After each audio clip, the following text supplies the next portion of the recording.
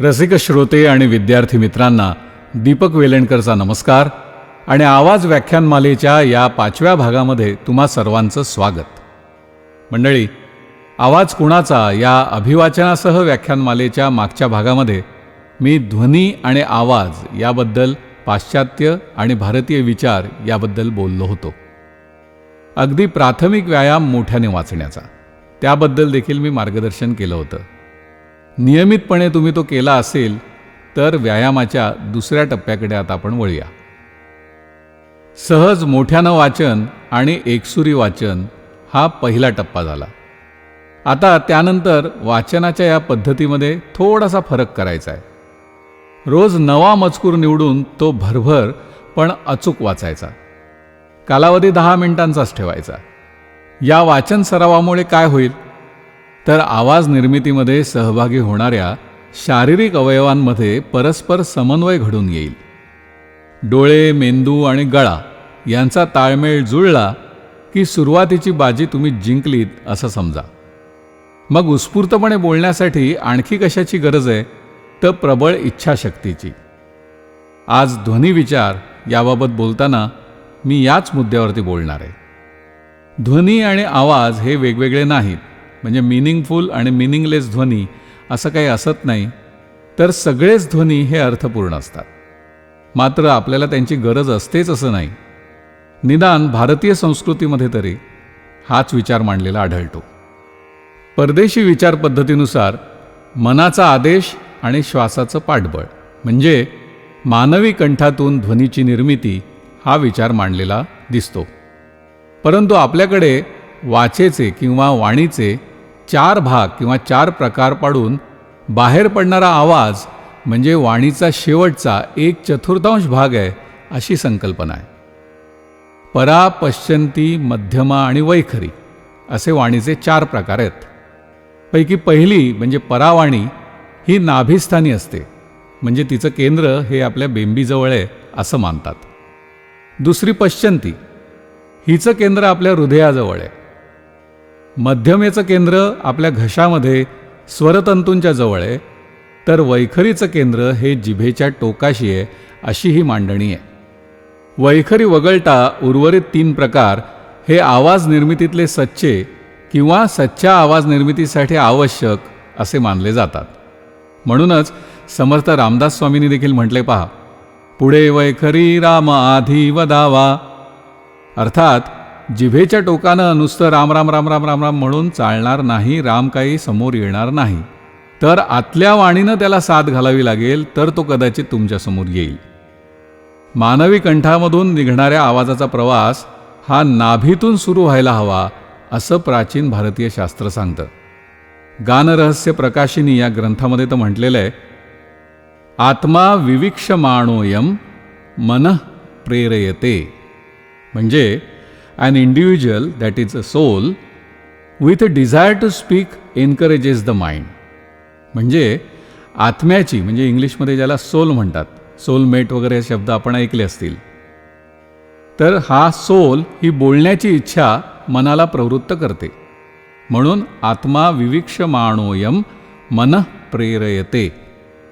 पुढची ओळ म्हणते, मनः नाभिस्थम वह्निमाहन्ती सप्रेरयती मारुतम.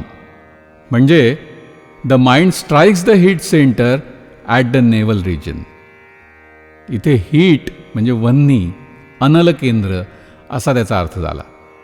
श्लोकाच्या पुढच्या ओळी म्हणतात, ब्रह्मग्रंथी स्थितो नादः क्रमादूर्ध्वपथे चरन् नाभिहृत्कंठमूर्धाशेषा विर्भवती सध्वनिः.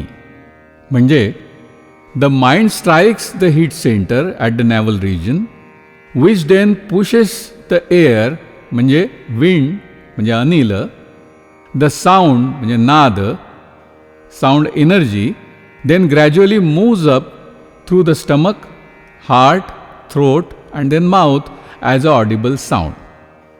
किती सुंदर वर्णन केलेले ते पहा.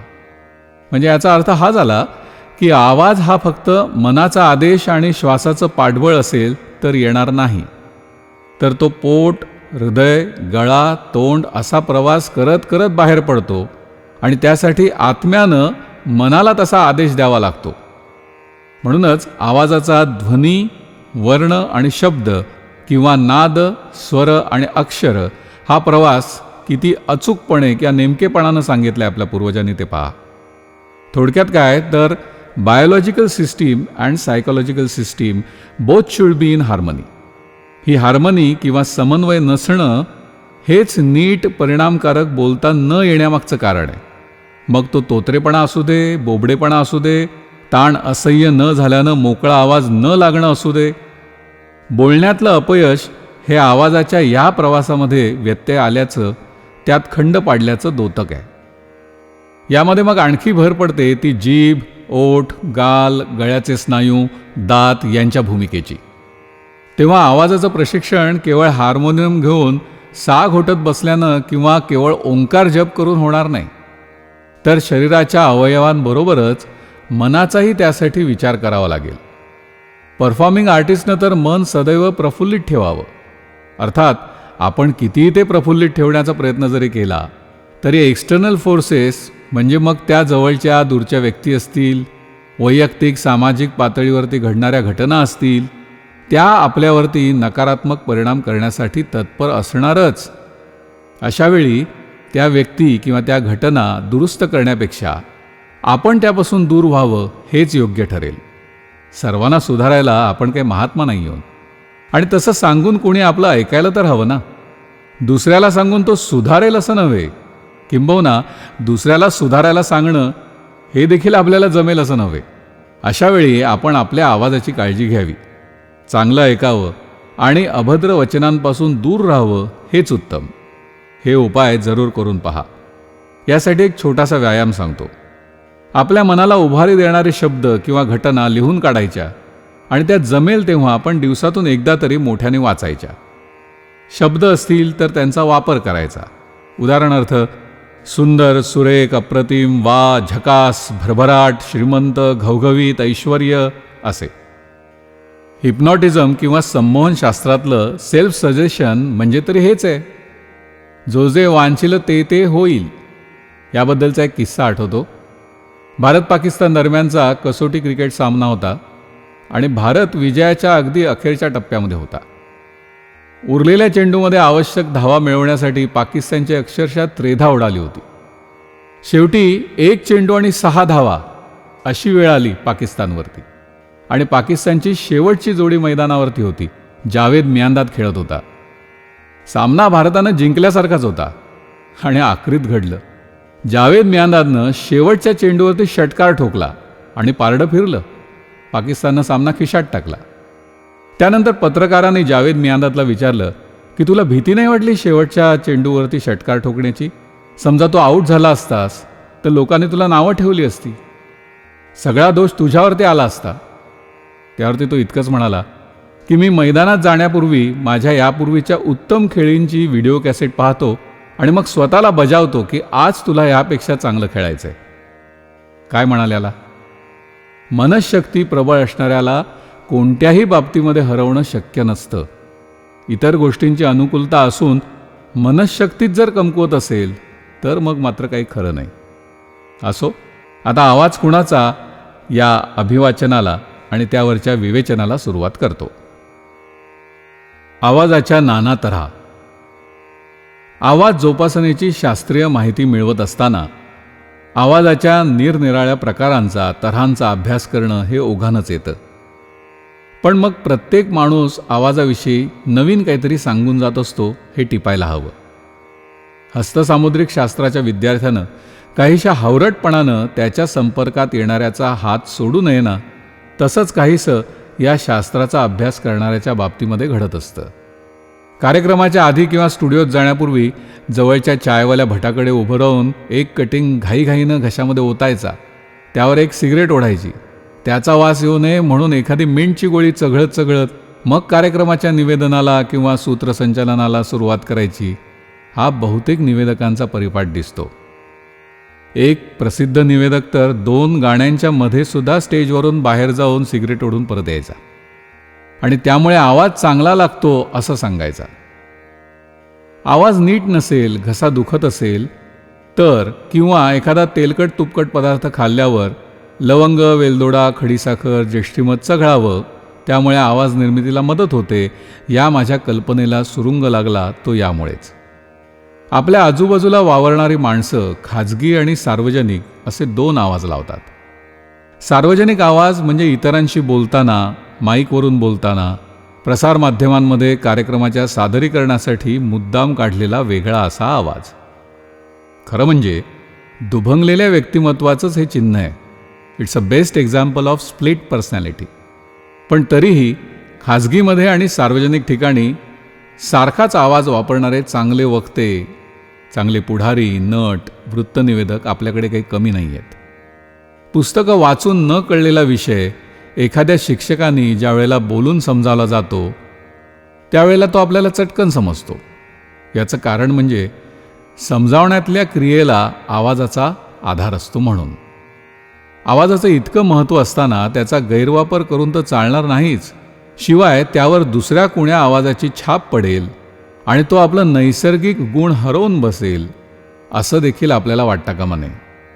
माणसाच्या भोवतालचं वातावरण, सामाजिक परिस्थिती, आईवडील किंवा इतरांनी त्याच्यावर केलेले संस्कार, भौगोलिक आणि प्रादेशिक वैशिष्ट्य या सर्वांचा एकत्रित परिणाम त्या माणसाच्या आवाजावर होत असतो. आवाजाचं वर्गीकरण करत असताना त्यामध्ये व्यक्तीच्या गुणानुरूप तयार झालेले आवाजाचे प्रकार देखील दिसू लागतात. या प्रकारांची सुरुवात प्रादेशिक वैशिष्ट्यांपासून करता येईल. ग्रीस देशातल्या लोकांचे आवाज सुरेख असून त्यामध्ये नाद जाणवतो असं कुण्या प्रवाशानं फार पूर्वी लिहून ठेवलंय. भारतातही आवाजातील वैविध्य मोठ्या प्रमाणावरती दिसतं. कोकणातला माणूस नाकामध्ये म्हणजे अनुनासिक किंवा सानुनासिक बोलतो आणि तो मोठ्याने देखील बोलतो. कदाचित घरं मोठमोठाली असण्याचा हा परिणाम असू शकेल. नाकातून बोलणं हा दोष मानता येणार नाही. कर्नाटकी लोकांचा ठसका आणखीन वेगळा, कदाचित तो भाषेमुळे आलेला देखील असावा. मालवण, गोवा इथल्या लोकांचं बोलणं हे थोडंसं हेल काढून, म्हणजे होय रे इतकं जरी त्यांनी म्हटलं ना तर ते घंटेचे टोल पडतात तसा तो रे कानामध्ये गुंजत राहतो. दक्षिणेकडच्या लोकांचे आवाज बरेच भारदस्त आणि बंगाली लोकांचे आवाज गुळगुळीत, त्याला एक प्रकारची गोलाई आलेली. तर मारवाड, राजस्थान या भागातले लोक वरच्या पट्टीमध्ये बोलताना आढळतात. हे सारे प्रादेशिक वैशिष्ट्यांचे प्रकार झाले. आवाजाचे गुण आणि वैशिष्ट्य जरी वेगवेगळी असली तरी आवाज समजण्यासाठी दोहोंचा विचार करावा लागतो. आता एकसुरीपणा हा खरं तर दोषच, पण तोही आपण आपलासा केलेला आहे. उदाहरण जर द्यायचं झालं तर बाळ कोलटकर, नाना पाटेकर किंवा प्राध्यापक शिवाजीराव भोसले यांचं घेता येईल. शास्त्राच्या दृष्टिकोनातून जरी त्यांचं बोलणं एकसुरी असलं तरी तो आता अपवाद समजायला पाहिजे. एकसुरीपणा हा त्यांच्या शैलीचा भाग आहे, पण म्हणून दुसऱ्या कोणी त्याचं अनुकरण करणं हे योग्य होणार नाही. आता अभ्यासाविषयी बोलूया. यातला एक अभ्यास म्हणजे कोणताही एक मजकूर घ्यायचा, भरपूर श्वास घेऊन त्याचं वाचन सुरू करायचं, पण सूर मात्र एकच ठेवायचा. त्यामध्ये चढ उतार, भावभावना नकोत. जिथे श्वास संपेल तिथे थांबून पुन्हा दीर्घ श्वास घ्यायचा आणि पुढचं वाचन सुरू करायचं. आपला दम किती आहे हे देखील या अभ्यासानंतर आपल्याला कळेल आणि एक सूर धरून आपल्याला बोलता आलं की पुढचा अभ्यास अगदी सहज सोपा होईल. एक उदाहरण तुम्हाला दाखवतो. मी श्वास घेतला आणि एका सुरामध्ये आता मी वाचायला सुरुवात करतोय. दर्पणकार बाळशास्त्री जांभेकर यांची जयंती काल राज्यभर पत्रकार दिन म्हणून साजरी करण्यात आली. ते मूळचे कोकणातले सिंधुदुर्ग जिल्ह्यातल्या पोंभुर्ले या गावामध्ये 6 जानेवारी 1812 रोजी बाळशास्त्रींचा जन्म झाला. बाळशास्त्रींनी आपल्या जन्मदिनीच वयाच्या अवघ्या 20व्या वर्षी म्हणजे 6 जानेवारी 1832ला दर्पण हे मराठीतलं पहिलं वृत्तपत्र सुरू केलं. त्यामुळेच 1964 सालापासून 6 जानेवारी हा दिवस राज्यात पत्रकार दिन म्हणून साजरा केला जातो. बाळशास्त्रींनी अनेक जाचक रूढी आणि परंपरा, विधवा विवाह यासारखे त्या काळातले ज्वलंत विषय दर्पणमधून आग्रहाने मांडले. तर त्याचवेळी तत्कालीन इंग्रज सत्ताधाऱ्यांना स्थानिकांच्या अडचणी आणि भावना कळाव्यात यासाठी दर्पणमध्ये एक स्तंभ इंग्रजी भाषेतही लिहिला जात होता. तुमच्या लक्षात आलं असेल की एकच सूर धरायचा, त्यामध्ये भावभावना घालायच्या नाहीत, पण एका श्वासात दीर्घ वाक्य बोलण्याचा प्रयत्न करायचा. जास्तीत जास्त लांबपर्यंत आपण पोचतोय का आणि अचूकपणे पोचतोय का ते बघायचं. आता याचा पुढचा भाग असा म्हणता येईल की भरभर वाचन करायचं. मजकूर तुम्ही कुठलाही घेतलं तरी चालेल, पण त्याच्यामध्ये भावभावना न घालता भराभर तुम्हाला जे दिसतंय ते पटकन बोलण्याचा प्रयत्न करायचा. म्हणजे कसं होईल पहा. दर्पणकार बाळशास्त्री जांभेकर यांची जयंती काल राज्यभर पत्रकार दिन म्हणून साजरी करण्यात आली. ते मूळचे कोकणातले सिंधुदुर्ग जिल्ह्यातल्या पोंभुर्ले या गावामध्ये 6 जानेवारी 1812 रोजी बाळशास्त्रींचा जन्म झाला. बाळशास्त्रींनी आपल्या जन्मदिनीच वयाच्या अवघ्या 20व्या वर्षी म्हणजे 6 जानेवारी 1832ला दर्पण हे मराठीतलं पहिलं वृत्तपत्र सुरू केलं. त्यामुळेच 1964 सालापासून 6 जानेवारी हा दिवस राज्यात पत्रकार दिन म्हणून साजरा केला जातो. बाळशास्त्रींनी अनेक जाचक रूढी आणि परंपरा, विधवा विवाह यासारखे त्या काळातले ज्वलंत विषय दर्पणमधून आग्रहाने मांडले. तर त्याचवेळी तत्कालीन इंग्रजी सत्ताधाऱ्यांना स्थानिकांच्या अडचणी आणि भावना कळाव्यात यासाठी दर्पणमध्ये एक स्तंभ इंग्रजी भाषेतही लिहिला जात होता. आता तुमची नजर, तुमचे डोळे, तुमचा मेंदू, तुमचा गळा या सगळ्यामध्ये समन्वय म्हणजे कोऑर्डिनेशन येण्यासाठी म्हणून हा व्यायाम अत्यंत उपयुक्त आहे. आजचा भाग तुम्हाला आवडला असेल तर कमेंट बॉक्समध्ये जरूर लिहा. मनामध्ये काही शंका प्रश्न असतील तर 8850002814 क्रमांक पुन्हा एकदा ऐका. 8850002814 या क्रमांकावरती व्हॉट्सअप मेसेज पाठवा. तुमच्यासाठी सुरू केलेल्या या व्याख्यानमालेला तुम्हीच पाठबळ द्यायचं आहे. त्यासाठी तुम्ही कशी मदत करू शकता तेही मला कळवा. व्हिडिओ लाईक करा, लिंक मित्रमैत्रिणींना शेअर करा आणि मुख्य म्हणजे चॅनल सबस्क्राईब करा आणि बेल आयकॉनचं बटन दाबा. म्हणजे पुढचे भाग तुमच्यापर्यंत तात्काळ पोचतील. बस आज इथेच थांबतो. भेटूया 6व्या भागामध्ये. तुम्हा सर्वांचे आवाज सुखकर होवोत. नमस्कार.